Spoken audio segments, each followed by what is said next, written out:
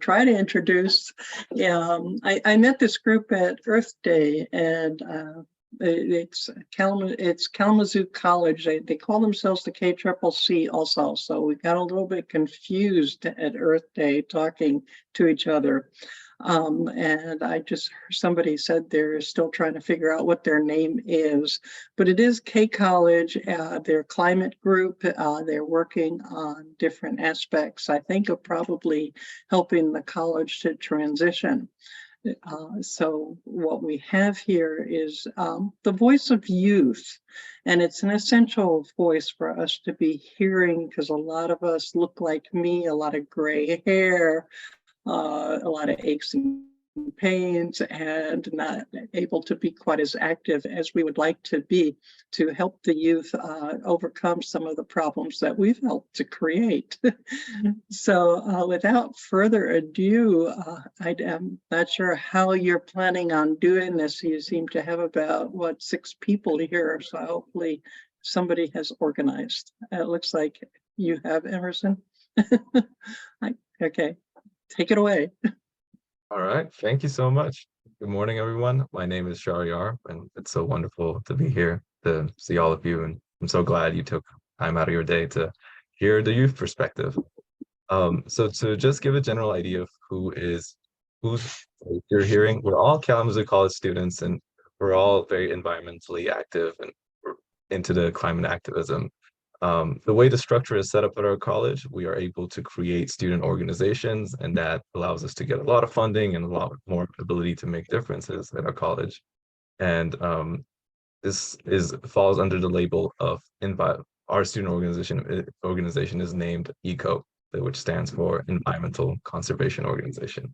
And we are the leadership of ECO. There's a few other people who help us coordinate everything, but that's who you're hearing from. I'm getting hungry, so I think I'm going to take lunch. Crystal, please mute yourself. All right, bye. But it's not only limited to that. So we're not just ECO only. We always work with different departments within campus, different other student organizations, and to kind of allow that group to have a label. That's the thing that's changing. It used to be Kalamazoo College Climate Coalition, and now we're rebranding to Green Coalition. It's in a state of flux, but we'll settle on the name eventually. So a little bit about me. I'm a computer science major myself. I'm an international student from Iran, and I personally got into activism after one of my biology classes. We had a little discussion, and our professor revealed that our college has not met its carbon goals, and millions of dollars are invested into fossil fuels through our college's investments. Personally, it took me a couple minutes to process how my institution was contributing to the climate process, but on some level, I wasn't really surprised. But after taking all that in and being like, oh, there's a difference I can make here in my own institution, a couple of students and I came together and we decided to take action. When we first banded together, it was kind of like, what are our next steps exactly? Trying to figure that out. We tried our best. We made group chats, we made posters, events, meetings, and our voices were barely audible. The aftershocks of COVID were still there, and the green movement, along with pretty much every other movement, had come to a grinding halt. But throughout the terms and the quarters, we slowly built up momentum and eventually hit a critical mass of active members trying to make a difference. And this is what we're going to be talking about, how our generation is dealing with the climate crisis and the differences we're trying to make in our own little communities. So yeah, during this process, our biggest challenge was honestly overcoming apathy and nihilism amongst our peers, which was so common. We had only a few individuals working in isolation in a small college, so inspiring action was a relatively uphill battle. But I'm glad to say that today we stand united with hundreds of environmentally active and conscious students and faculty and staff members, and our numbers and efforts continue to grow. And a defining characteristic of our efforts is, and to a greater extent, a defining characteristic of our generation is our capacity to counter this climate nihilism and apathy with empathy, and empathy which fuels our actions and drives our progress. We reject the status quo, and we firmly believe that change is possible through collective effort. Our empathy motivates us to stand up for the most vulnerable and to fight for a future that's not only sustainable, but just and equitable. So empathy has been very central to our success. We meet everyone where they're at, engaging with the nihilists, judging action wherever is possible, and also meeting faculty and administrative staff exactly where they're at. Throughout our efforts, we've prioritized empathy, understanding, and an honest, open dialogue. We've also been very mindful of complex power dynamics and unforeseen factors at play. We constantly try to shed light on our blind spots with every step we take. And that has been very fruitful, that sort of philosophy towards taking action. With this attitude, our team and organization remains relatively free from contempt and frustration due to our empathetic approach, which allows us to connect with others emotionally and logistically where they are, no matter where they stand. And our attitude and spirit has gotten us far. We've been able to make climate change a larger part of our campus consciousness, and our actions have already triggered financial shifts within our college's investments away from fossil fuels and climate destruction. And momentum is constantly building, which is always fun and exciting. So here we are.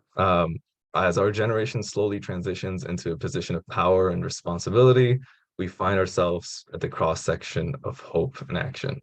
We're determined to create a better future for our planet, but we also recognize that we were raised in an interconnected technological and political world. We recognize the challenges we face are not isolated. Climate change doesn't just impact the environment and the biodiversity of forests. We all know it affects our health, economy, politics, and social fabric. With that said, please help me welcome our next speaker, who will shed light on our generation's unique position and how intersectionality can allow for even more effective climate activism. Emerson? Yeah, thank you, Shahriar. So I'm Emerson. I'm a sophomore at K College. I'm a biology major, environmental studies concentration, and I'm also an intern with our climate action plan for the college. So our generation is uniquely situated when it comes to climate change and climate activism. For one, we just happen to have been born at the right time. By the early 2000s, when we all entered the picture, the introduction of environmental narratives into the mainstream had been happening for a few decades already. Rachel Carson's Silent Spring had brought attention to pollution, and as had Nixon's thorough environmental policy, Earth Day was a long-standing tradition. It was practiced in school every year that I can remember. And all of these things had led to a time when the first hybrid vehicle was put on the market, and words like carbon footprint were slowly but surely making their way into everyday vernacular. And then at the same time as all of this, we had these extreme weather events like the 2003 heat wave in Europe or the hurricanes in Haiti and the American South that garnered international attention and outcry like never before. So long story short, it sure seems like we were born at the same time as a greater climate consciousness was as well. But I want to say that we weren't born prodigies with this deeper inherent ability to understand what was happening to the world around us. We didn't spring from the womb with the ability to synthesize scientific information about a warming planet with our everyday lives. Though, like I said, as someone who just declared her biology major, would have come in handy. Instead, there's been something about this current environmental movement that has allowed our generation to involve ourselves like never before, to take heart and take action in ways that are unique and effective. And that something is intersectionality. So in 1989, Dr. Kimberly Crenshaw introduced the idea of intersectionality, and it changed everything. Intersectionality allows us to journey between and across disciplines in order to better understand how they relate to one another. So no longer would we have to view the Earth through a purely scientific or historical lens, but we could draw on those things while still including policy and economics and anthropology and art, we could finally see the threats to our environment as multidimensional and more powerful than we might have ever imagined. And we could also create space for creative, impactful solutions. Our generation's climate action work is special and vital because it is intersectional. According to the Pew Research Center, members of Gen Z are more racially and ethnically diverse than ever before, and we're on track to be the most well-educated generation yet. So this means that part of our intersectionality is a climate action effort which sees and addresses environmental racism in ways that previous movements have not. For one, we're simply more representative of the people who have stakes in this movement. And when a person can see themselves represented at the table or at the head of the march, so many doors open. Having more diversity within our climate movements means we have more perspectives and epistemologies about the world. And these help us uncover social structures which have historically classified environmental quality and race as separate entities, and to recognize that as untrue. So how do we know they're not separate? Because members of my generation have quite literally grown up in the convergence that proves otherwise. Michigan is a hallmark example of this. Our most racially diverse areas also face some of the greatest risk of environmental pollution, like Flint or Detroit. The publicity of those issues plays to our strengths because my generation has immediate and constant access to that publicity. When we see environmental pollution, it's easy for us to see that it disproportionately affects our BIPOC friends and family. Our technological capabilities and our diversity combine to create an intersectional view of the issue and to make race a central pillar of our environmental activism. Now, I just realized that I made a complicated and nuanced issue seem incredibly simple. The reality is more confusing and uncomfortable, especially because it's happening in our own backyard. I grew up in Kalamazoo. This is where I got my start in climate action work. This is my home. But I've also only just begun to see the whole of the city. My family lives in the 49008 zip code in the majority white, middle-class West Nidge Hill. Just one zip code over, in 49007, emissions from the graphic packaging plant are continually harming the lives of residents in the north side, primarily BIPOC neighborhood. It took me far too long to learn about this issue, to incorporate it into my own climate action work. But I'm here now, and I'm trying. And that's a story I see reflected among countless numbers of my peers. We are willing to sit with our own personal shortcomings, no matter how uncomfortable it makes us, in order to expand our umbrella of activism. We thrive in the uncomfortable, because we know it is an indicator that our work is on the right track towards intersectionality. A big part of what comprises the uncomfortable is learning enough to realize we have not learned nearly enough. And that's the growing challenge that my generation is undertaking. I know I mentioned earlier that we were born alongside this greater climate consciousness, and I stand by that.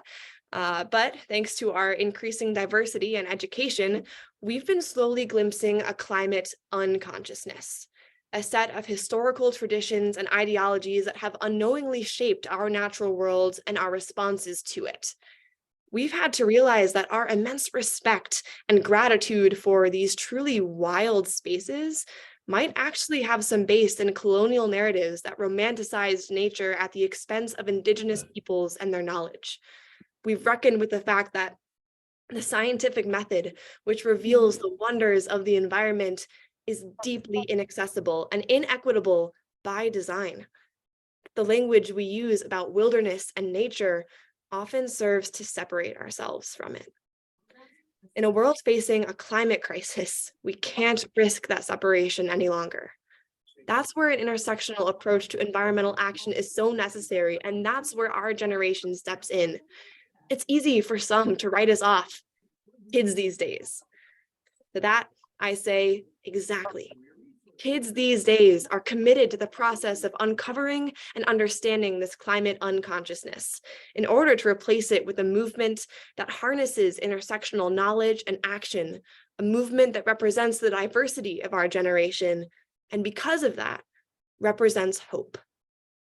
Undoubtedly essential to that process and to intersectional environmentalism as a whole is the political sphere. So here to talk about all things environment and political theory is Natalie. Okay. Hi, everyone. I'm Natalie. I'm a sophomore, political science and history double major with a minor in philosophy and a concentration in environmental studies. Bit of a mouthful. I'm also on the women's lacrosse team. And I just want to start by saying that discussing political theory isn't a lot about quantifiable data, but just kind of like taking apart epistemologies that we have held as a society for a very long time, and that being liberalism is which I would like to discuss. So, foundational documents like the Declaration of Independence illustrate two ways of conceptualizing liberty, collectively and individually. The former is vested in the democratic ideal that a collective citizenry has the right to determine itself. A people ought to participate in creating the laws that they're obligated to obey. The latter rests on the idea that nature has endowed upon us pre-political, inalienable rights to life, liberty, and the pursuit of happiness. These rights ought to be protected and not infringed upon by any identity ever. "Don't tell me what to believe and don't touch my stuff," quoted my professor when asked to simply define the values of liberalism. The liberal tradition has evolved to revere both ideas in American political ideology. However, they are often at odds with one another, and more often than not, individual voices prevail over the collective identity. As a political science major and as an individual who desires a career in politics, most of my theoretical studies have been centered around the paradigm of liberalism. One class that particularly opened my eyes was environmental and political theory, where we were tasked with evaluating the relationship between liberalism and environmental goals. The government ought to be a useful tool in tackling the climate crisis, but is often rendered useless with gridlock and laborious bargaining. In the political arena, we are often disappointed in the policies we enact on behalf of the environment. Radical change is displaced by ultimately untimely and ineffective incremental change. We then become frustrated with the procedures of politics that we often forget that it stems from a structural, paradigmatic problem. Perhaps that problem at hand isn't the procedures of politics themselves, but the ways in which we conceptualize politics and liberties as a nation. Liberalism is the crux of American political ideology. Our rights as individuals are at the center of political debates, whether we see it or not. As an ideal, liberalism has allowed for environmental conversations to surface. We're allowed to express our values as individuals and bring them to the forefront of political discussions. But to what extent can we see this action taken? Oftentimes, the things we want to be executed by the government are met with opposition, and consequently, the bargaining that ensues uses time that we do not have. Compromises and sacrifices are difficult for individuals to accept, as the paradigm of liberalism has taught us that we ought not sacrifice our autonomy to any entity, especially the government. Liberals tend to buy into the belief that the market can solve all environmental problems, and furthermore, liberalism purports itself to be value neutral. With this, policies reflect individual preferences, but environmentalism requires politics of the common good and not individual preferences. Our self-interest as individuals has done away with politics of the common and replaced it with politics of the self. As a paradigm, liberalism poses many challenges for environmental policy to be successfully implemented, especially in the realm of economics, where individual preferences prevail. To what extent is liberalism compatible with environmental goals, and are sustainability, conservation, and preservation achievable under this framework? Authors William Ophuls and Stephen Boyne, in their piece, The Non-Politics of Laissez-Faire, insightfully point out that the current state of American politics, once stifled by economic reductionism, is on a path towards its own destruction. According to the authors, politics are nothing but a reflection of the laissez-faire system. In fact, this reflection or relationship has become so apparent that they write, "Growth is the secular religion of American society." This is a profound statement, especially in our generation. Now, politicians make no effort to hide their economic agendas in their discussions, and we can see that. Reducing every political issue to an economic one, coined as economic reductionism, granted, is good for controlling social conflict through ongoing bargaining. It is perfect for keeping problems at bay without actually solving them. However, environmental problems aren't subject to bargaining, especially given the utmost urgency of the climate crisis. Political issues almost always articulated in terms of profit, costs, externalities, gains, and other economic terms discredit the magnitude of the issue at hand, especially in terms of the environment. We see this with the environment too, and it's very discouraging to know that every single problem that we bring into the forefront of political conversations is put in terms of money. We don't have genuine politics where we decide on ends together, said Ophuls and Boyan.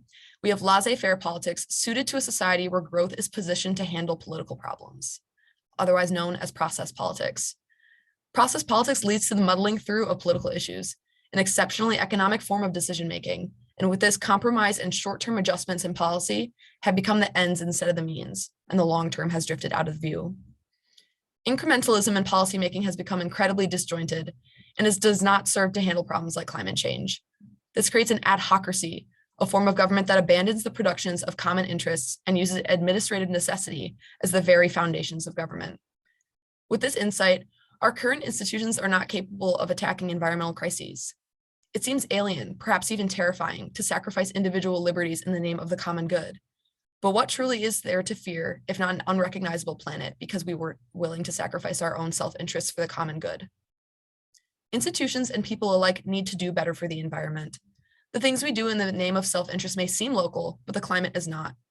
Our actions as individuals have momentous impacts on the rest of the world, just as one change in the environment can have catastrophic impacts on the entire ecosystem. It is time to willingly prioritize the good of the whole in political conversations, and our generation is capable of shifting that paradigmatically as we become very aware of how flawed our political foundations are. When interacting with one another or engaging in civil politics, we must make decisions based on the common good rather than our own self-interests. This is a lost art, but one that we are capable of reviving through empathy. And one tool that our generation wields the power to use for common good is technology. So with that, I'll hand things over to Noah, who has thoughtful insight on how to utilize technology in spearheading our environmental efforts. All right. Hello, everyone. My name is Noah. I'm a biology major, math minor with a concentration in environmental studies. And my little slice of this talk is, as Natalie mentioned, about technology and its use in the environmental movement, because we can't talk about the youth perspective on climate change today without considering the role of technology in shaping the movement. It is easy to see that we are currently living in an era of technological advancement unlike any other. And while a conversation on how technology affects the environmental movement could span several hours, in the few minutes I have, I would like to consider the role of two types of technology in shaping the youth perspective, these being the internet and green technologies. And while these two categories do not seem entirely well linked, they do have one interesting similarity. Let's start off with talking about the internet. Access to the internet is arguably one of the most important differences between the childhood of our generation and previous generations, especially within the United States. It is worth reiterating that many members of our generation have few memories of life without the modern internet. Furthermore, it is one of the top ways that many of us absorb news and information about the world. Therefore, it is not a stretch to say that the internet is one of the most influential ways that our current generation forms its worldviews. In many ways, the internet has been an incredibly powerful tool for the modern environmental movement. For example, the internet has helped to make people more interconnected than they have ever been. We are now able to communicate with environmentally like-minded people from all across the world and learn about their experiences and struggles. Additionally, information about climate change and ways to live more sustainably are readily available and easy to share on a massive scale. The internet has also made it easier than ever to organize for the movement. Petitions are easy to find and sign. Donating to various causes around the world is as easy as a few strokes on a keyboard. We even have the internet to thank for this event, not just for being a source of advertising for Fridays for Future, but also for being the platform that lectures like these existed. Unfortunately, there's a catch to the use of the internet for the environmental movement. I doubt that I'm the first person to mention the fact that negativity sells. This is especially true on the internet. Bad news and bleak clickbait articles are designed to spread like wildfire across the web through social media and news websites. In its wake, hopelessness and nihilism abound. We hardly have enough time to process what we see before something else awful pulls our attention away to the next thing. When all the news we get is awful, why bother trying to make change? And while our reality is bleak, it will only get worse if hope and motivation for creating change are not part of the conversation.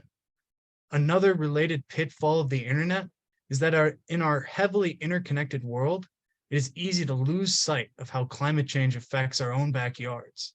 International stories on natural disasters like tropical storms and wildfires happening in other corners of the world can overshadow the effects of climate change in our own communities. Seldom do we see stories about record flooding, increased heat-related deaths, or mass biodiversity loss that's happening in our own state. This can sometimes have the unintended consequence of making climate change seem like something that happens far away from us. I'm not a scientist or a humanitarian in another part of the world. What could I possibly do to help alleviate the consequences of climate change? This is a sentiment that I've heard expressed by many people my age, very few of which recognize that there are ways to help members of their own communities who are suffering from the effects of climate change right now. To reiterate, while the internet has the potential to be a massive source of environmental good, making the spread of information and news faster than ever and allowing for us to organize on scales never before seen, it can also perpetuate hopelessness and a sense that climate change affects people in far-off places, and the local movements and governments have no one to protect from climate destruction.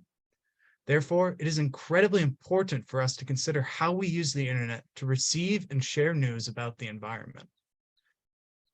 A similar lesson can be drawn from green technology. The past few decades have seen an increased interest in the development and implementation in more sustainable, clean energy sources and pieces of technology.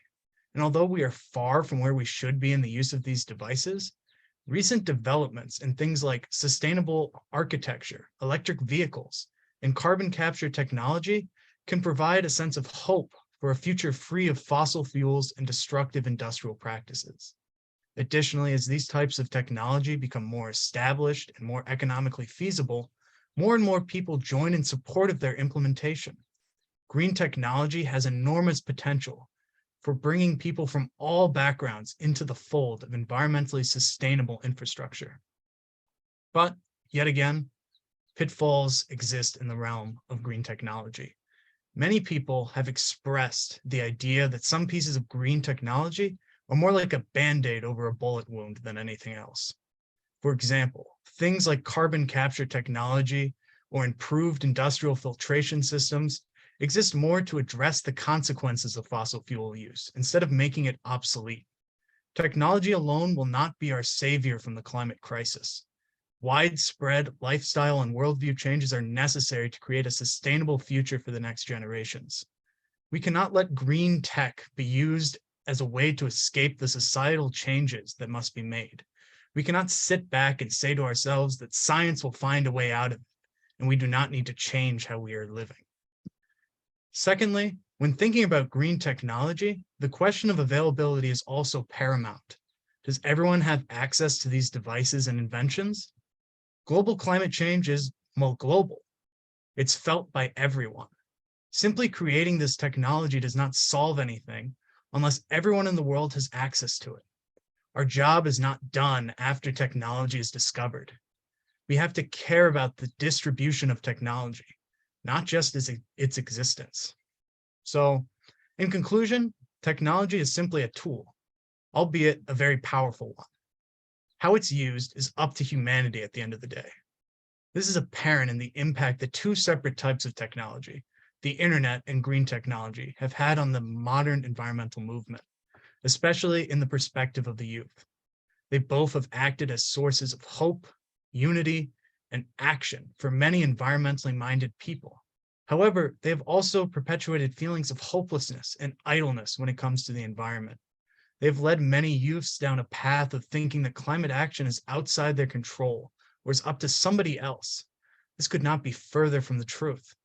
Comprehensive climate action requires all of us, young and old, to be advocates for change and also to provide aid to those who are already suffering from climate change, not just abroad, but also in our own backyards. Part of this is being conscious of how to interact with and talk about technology in relation to environmentalism. We must walk the fine line between being naive and nihilistic in order to inspire those around us and those who come after us to work towards change, while still hoping for that change being achievable. And now for our last conclusion, I turn it over to Gabbie. Noah. Hi, everyone. My name is Gabbie. I'm a senior here at Kalamazoo College. I'm a psychology and Spanish double major, and I have a minor in anthropology. I've been president of ECO for almost 3 years now. Apologies if I snuffle or sneeze. I'm suffering from a bout of spring allergies, and the rain surely has not helped.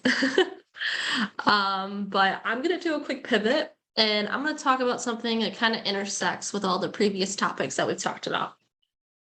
And that's battling nihilism and apathy with our generations.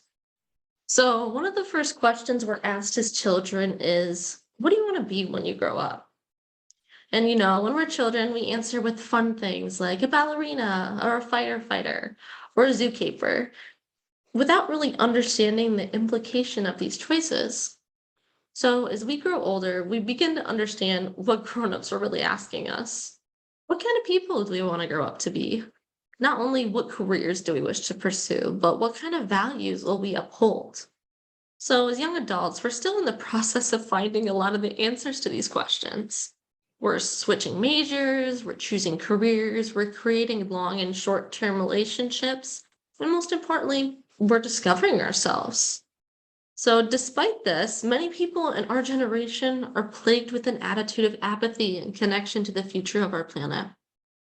The political, economic, social, and environmental future of this planet is in a state of peril, and many young people feel like we don't have the power to solve this.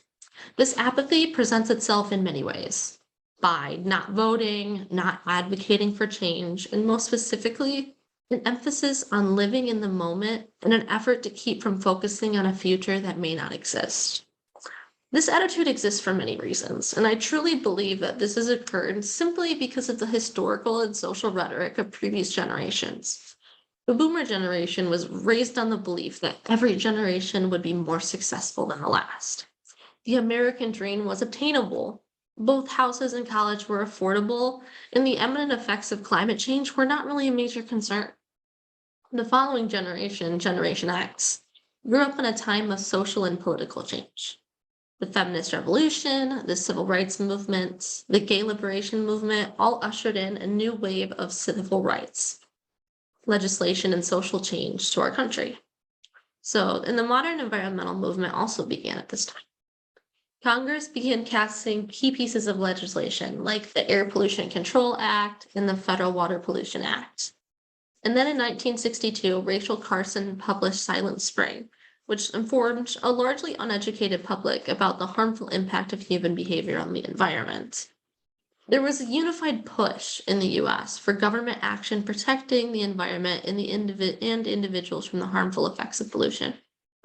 The EPA was created in 1970 in response to these pressures, and it became a symbol to demonstrate that the government did care about the environment and those people that lived in it. So both of these generations were able to see tangible change from their government and their society, and they were able to be successful in their professional and personal lives because of this. The next two generations, millennials and Generation Z, began to see the downfall of the United States as a national power, and we began to understand how global and national systems were failing us. These two generations have lived through economic turmoil, rising prices without a corresponding rise in wages, rising costs for university, and the economic downturn of 2008. Climate change has continued to be overlooked, and we've begun to see the negative effects of this. Storms have increased in intensity and frequency. We've begun to see the spread of new diseases and pandemics, and droughts and famines have increased in frequency around the world. Social change has halted. Racism, sexism, and homophobia are still prevalent in our society and continue to influence legislation. These combined factors have led to many young people to feel hopeless. Congressmen continue to ignore the will of the people. Ecosystems continue suffering due to the inaction of individuals and countries, and things just seem to be getting worse. So why bother trying? I think it's safe to say everyone my age has felt this way at some point. It's easy to feel overwhelmed by the number and size of obstacles in our path. As young people were expected to have lofty goals and grand aspirations for the future. However, research has shown that younger generations do not even expect to own a house someday. In fact, many young people mentioned they expected an environmental catastrophe in their future that would drastically impact the quality of their lives. All of these factors have accumulated into an attitude of nihilism in many young adults today. Nihilism is a philosophy that believes that life is meaningless. This leads many people to infer that since life is meaningless, then everything is inherently meaningless. So why vote? Why fight climate change or fight for social change? It's easier to lay down and give up. I mean, isn't that what previous generations have done to the environment? Millions of people knew and know and continue to do nothing. So why does this have to be our responsibility? The me generation is continually criticized for being too focused on ourselves. But I ask you all to think, why is this the case? We've inherited an increasingly inhospitable earth, political and economic instability, and a volatile social and cultural clash. Is there any wonder why we sometimes struggle to accept the burden of these responsibilities? Then again, apathy is not our only story. It's a strong feeling, yes, but what mountain climber doesn't feel overwhelmed when staring up the long and treacherous path ahead? We are also the generation of social change and empathy. Through technology, we as a human race are more connected than we have ever been. Because of these technological tools, we can enact social change on a scale never before seen. In September 2019, I participated in what became known as the September 2019 climate strikes. I left class on Friday, September 20, and protested with my fellow students in Kalamazoo to bring attention to the climate crisis. I marched in solidarity with people on every single continent in countries all around the world. We did not speak the same languages. I did not know their names and they did not know mine. And yet we all marched together for the same reason, to save this planet. Not only for ourselves, but for future generations, so they do not have to inherit a planet that is doomed for destruction. If that's not empathy, then I don't know what is. We continue to fight for institutional change. We seek to hold our institutions responsible for not protecting the environment, for racism and homophobia, for transphobia and violence in our communities. Our generation fights for our lives because we are fighting for our lives. We're fighting for our future. And when you fight every single day of your life merely for the right to exist, it becomes easy to fall into that trap of nihilism. It's easy to fall into a pit of despair. When I became president of ECO in 2020 in the middle of a pandemic, I felt myself sliding into that same dark hole. I worked hard on meetings and no one would show up. My emails would go unanswered and events would have very little to no attendance. I began to feel as if I were shouting into a void with no response but my own echo to remind me of how alone I truly was. It's because I have been through this that I can tell you that the counter to apathy is community. I found a remarkable group of students who are passionate about the environment that reminded me I wasn't alone in this fight.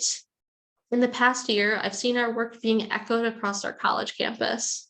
Despite my fear and isolation, my actions have made a difference.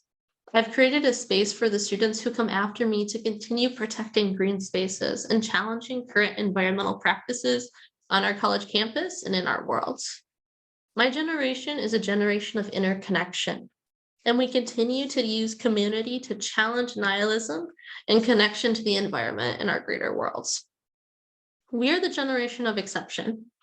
We exist within a mountain of contradictions and at the intersection of past hope and future dreams. We fear the future while striving into it. We seek to save our planet in the face of constant and strong institutional and government resistance.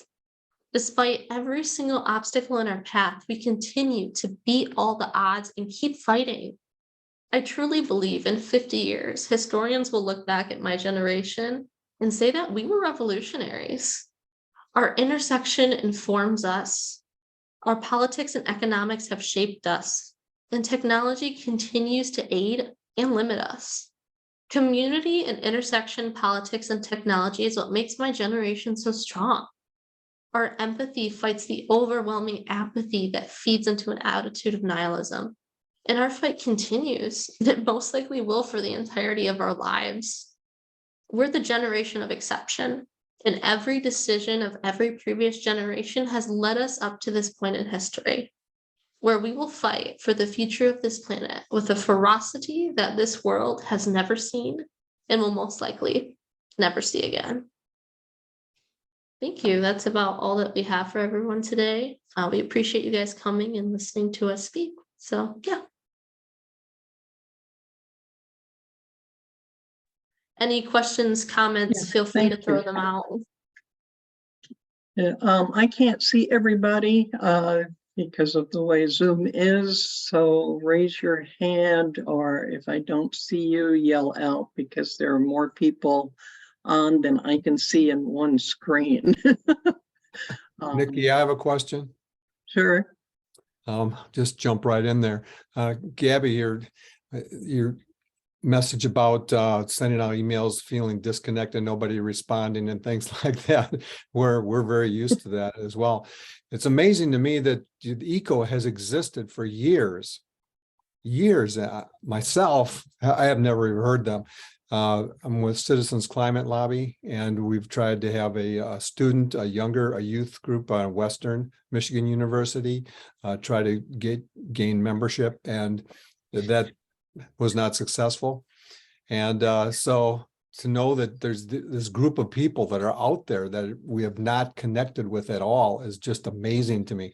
So I'm hoping through KCCC that you're connecting with us now, that somehow your organization can link to our various organizations and somehow act collectively.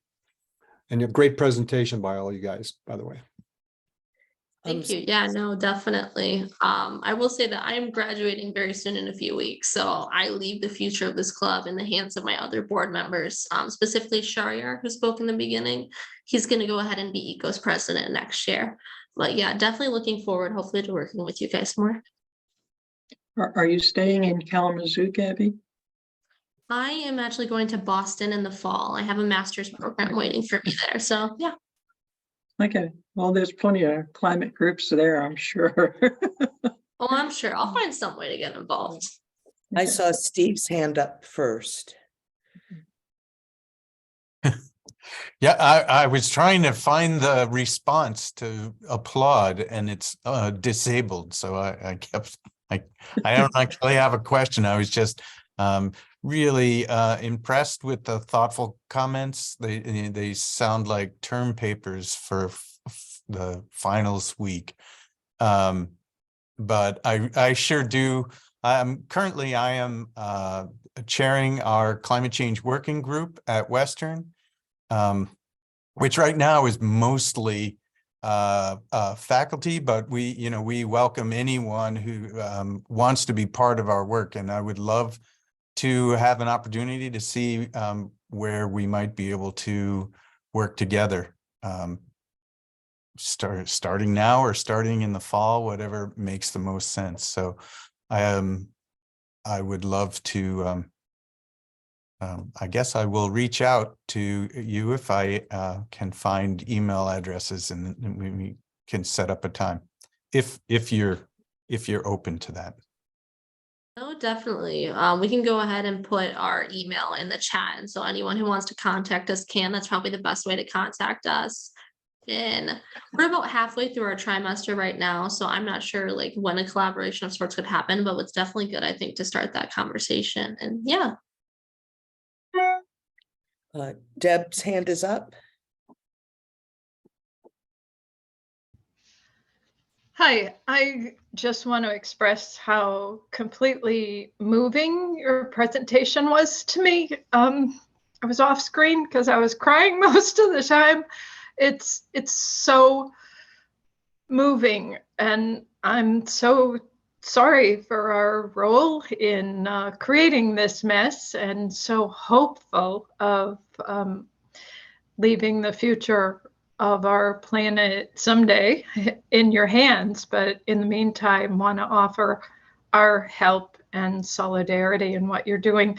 And also to correct my husband, which the people in this group know I often do, that we know that I know that your group was involved with us on Earth Day Election Edition and took an active role in that. So I want to say thank you for that. And I look forward to new ways to collaborate in the future. We look forward to that as well. I think we absolutely loved getting to be a part of Earth Day Election Edition. It was just fantastic to see that our values are reflected outside the K bubble. You know, that's what we call it here at the top of the hill. And it's often an echo chamber, for better or for worse. And so we're really excited to break out of that bubble, to keep talking and working with you all. So yeah, thank you. And we're excited about the same things. Thank you. I see Tim's hand up. Tim, you're muted. Thanks, Nikki. I hope it will be encouraging to you students. Thank you for the great presentation. But last Monday, a number of us who are present on this call met together in a retreat for the Kalamazoo Climate Crisis Coalition. And someone might be able to remind me how many of us there were there. I don't know, 12 or 15 or so. And of those people, only one person expressed total lack of hope, who's giving up on the future and withdrawing from activity, whereas all the rest of us, it was all about we've had these accomplishments, what can we work on, think about to work on for the future. So nihilism definitely did not characterize that group, and I hope you find that helpful. And I look forward to the possibility of us working together. Thank you. Do you see any other questions, Marianne? Yes. Jeff has raised his hand. And then afterwards, Joan put something in the chat that I hope she will introduce out loud. So Jeff first, and then Joan, I hope you'll be willing to do that. Thanks, students. Great presentation.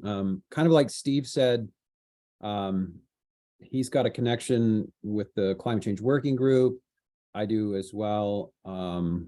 Connected also with the Crisis Coalition, and then on Western's campus, the Office for Sustainability and various student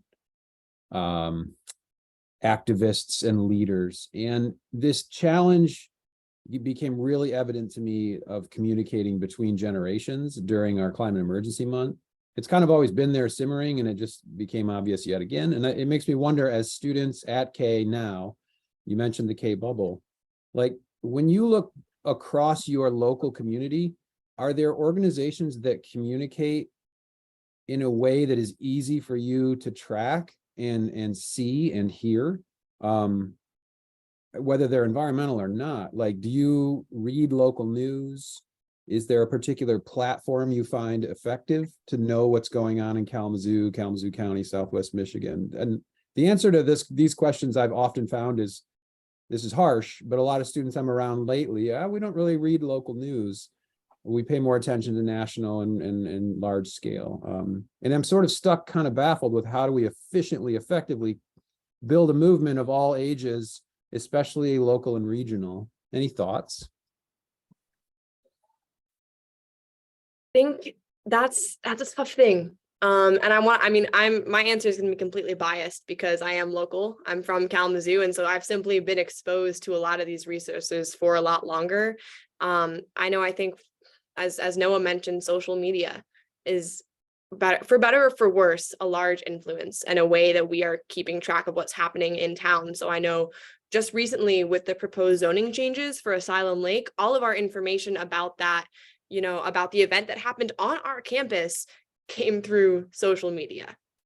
And so, or following like the Kalamazoo Earth Day organization and all of their events came through social media. And so I think it is effective in that it can reach so many people, but it's also a barrier of how to get involved and stay active. A kind of double-edged sword there. And as well, just how to make sure that local news reaches people who aren't local. We've discussed a lot the values of like, we're here in our college in this town for 4 years. So what does it mean to make connections? What does it mean to get involved if you know that you're just going to leave and graduate again at the end? And so I think speaking personally, like I would love to see professors or people like in powerful positions who interact with us, maybe to emphasize those opportunities, to emphasize the local news sources or ways to get involved, even if it's just writing it on the whiteboard. I think that would be incredibly helpful. But y'all please jump in and correct me or add on. No, I also agree with that. I mean, other than like things spreading through social media from like one student to another way is honestly just advertising on these sorts of campuses in some way or another, getting either like a professor to mention it in one of their classes, or even getting like a poster approved to hang up somewhere around campus is probably one of the best ways to reach people, because a lot of people don't really go out of their way to read the news anymore. It's mostly if the news comes to them, they're going to read it in a lot of cases.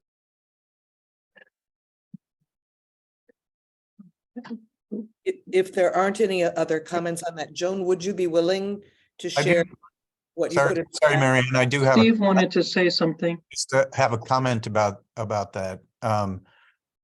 Just to let you know that KCCC, that Tim puts together a weekly digest of climate news that is posted on our blog and sent out to our email list.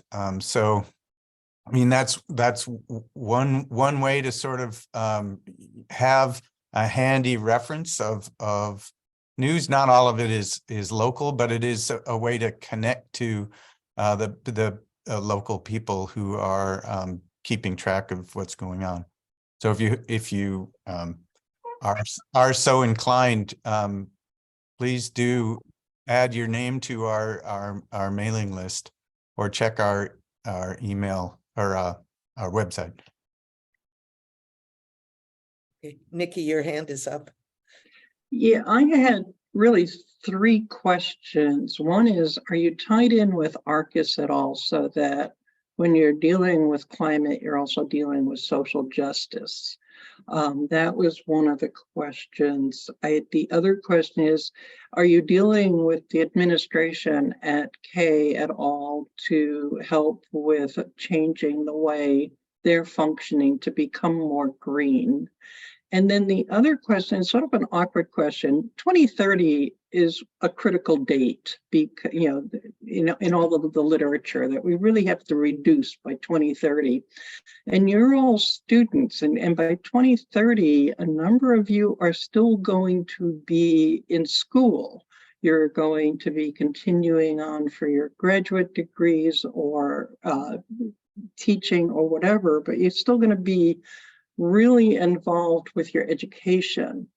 I said, how do you see yourselves being able to be as committed to yourselves and your education and committed to the climate work that you can be fair to both?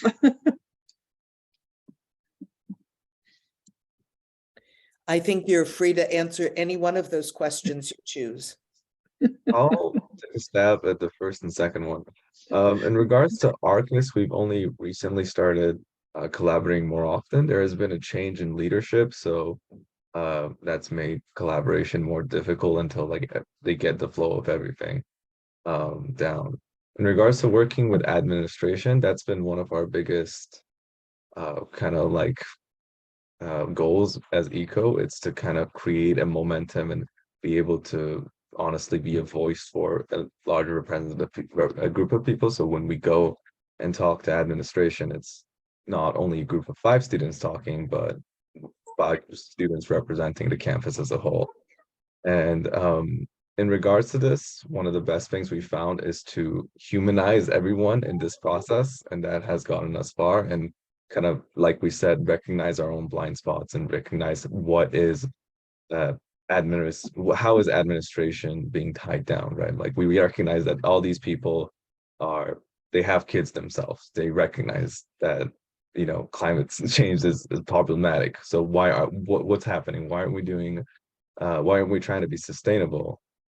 Even though we all know this is a problem. And the funny part is oftentimes it's just attention and awareness and just us coming together and not antagonizing them and telling them, hey, this is something we care about. We kind of think you care about this as well.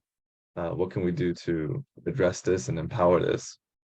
And, you know, they just point us in the right direction, and we open up the dialogue, and progress Does is K made. College have a working group like Steve has the climate working group at Michigan, you know, at Western, so that the administration and the faculty or the students can be working together? I think Emerson would be in a better position to answer this. Yeah, it's not quite classified as a working group.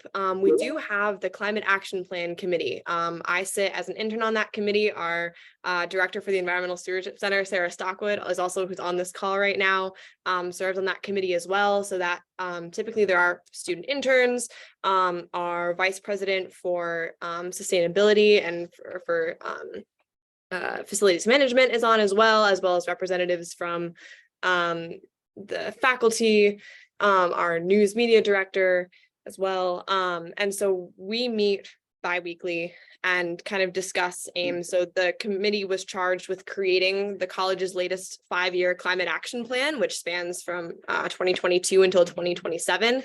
So that was approved by the admin and implemented in September of this year. And so now the committee's goal is, well, how do we implement that on the campus? There's kind of 4 goals that span everything from resource conservation to academic life and campus culture. So trying to work with students, faculty, and staff alike to make sure that all of the goals for the climate action plan are accomplished in ways that are visible and appreciated by all of them. So it's a always ever-changing work in progress, but there is a group dedicated to that. Okay. We are past the end of the hour. I've asked if Joan could make her invitation verbally. Joan, are you willing to do that? Sure, I'm happy to jump in and just echo the gratitude that I've heard. First of all, I could not be more grateful to the 5 of you for your words today. 6 of you for sharing today. So thanks for that. K College has a special place in my heart. And we've spent a lot of time as Hope for Creation, an interfaith sort of network of people of faith and conscience in the greater Kalamazoo area, trying to wrestle with this intergenerational connection and how to do a better job at connecting people who are part of sort of traditional houses of worship with people often younger who have strong commitments to the planet that comes out of their own sort of moral and spiritual compass. So I wanted to make sure that I invited everyone on this call to join us. We've done a recent series of sessions where we've looked at some frameworks, including intersectionality. We read The Intersectional Environmentalist, which really impacted the way that we are thinking about this work as well. And on May 13th, as you can see in the chat, we'll be gathering at People's Church to break into some working groups and start getting to work on ways that we can together start to address some of the issues facing our local community. So again, just bravo to all of you, and join us on May 13th. We would love to have you if you'd like. I want to make clear, thanks, Joan. I want to make clear that anybody who needs to leave now can, but Tim has his hand up, so go ahead, Tim. Well, Emerson fortunately kind of stole my thunder. I was going to ask about the K College Climate Action Plan because I know the college has had one for quite some time. I downloaded a copy of one, I don't know, even 4 or 5 years ago. So I'm very happy to know that it's still back actively under development and implementation. Can I get a copy of your current plan anywhere online? Absolutely. So a big part of my job has actually been developing a website about the climate action plan and how to stay in tune with climate action news. So if you look up Kalamazoo College climate action plan, it should take you to a website that has the latest update. And so you'll know you're in the right place if it is a 5-year plan with 4 goals rather than the very long 10-year plan from 2010 to 2020. So there is everything updated is on the website. If you put it into Google, it should come up. Okay, great, thanks.